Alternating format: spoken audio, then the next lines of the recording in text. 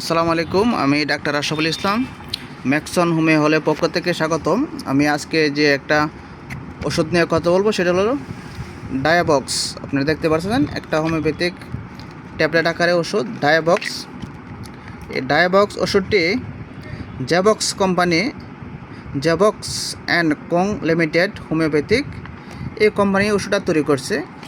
এটা ট্যাবলেট আকারে তৈরি করছে। এটা ডায়াবেটিসের জন্য খুব গুরুত্বপূর্ণ এবং খুব ভালো একটি ওষুধ। এটার মধ্যে অনেকগুলো ওষুধ দিয়ে তৈরি করছে। আপনারা যে দেখতে পাচ্ছেন ক্যালকেরিয়াফস, ফেরামপস, ক্যালিফস, নেট্টামপস, নেট্টামসল আরও আদার্স অন্য কিছু দেওয়া আছে এবং সবগুলাই 3x দিছে এবং গায়ের মূল্য দেওয়া আছে 140 টাকা, MRP দেওয়া আছে এবং ডেট দেওয়া আছে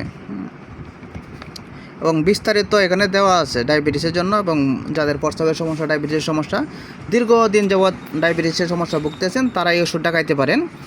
এই ওষুধটি সারা বাংলাদেশের যে কোনো হোমিওপ্যাথিক ফার্মেসিতে পাবেন, না হয় আমাদের কাছ থেকে নিতে পারবেন। আমরা সকল ধরনের হোমিওপ্যাথিক ওষুধ পাইকারি ও খুচরা বিক্রি করে থাকি।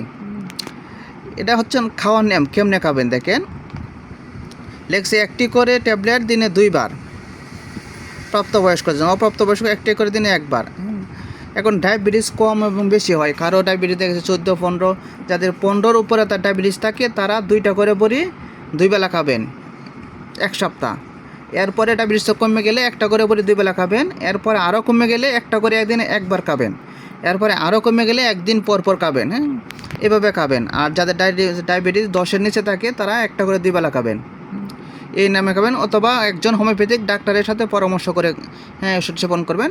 যদি তাতেও না কমে তখন সাথে হোমিওপ্যাথিক ওষুধ খাইতে হবে।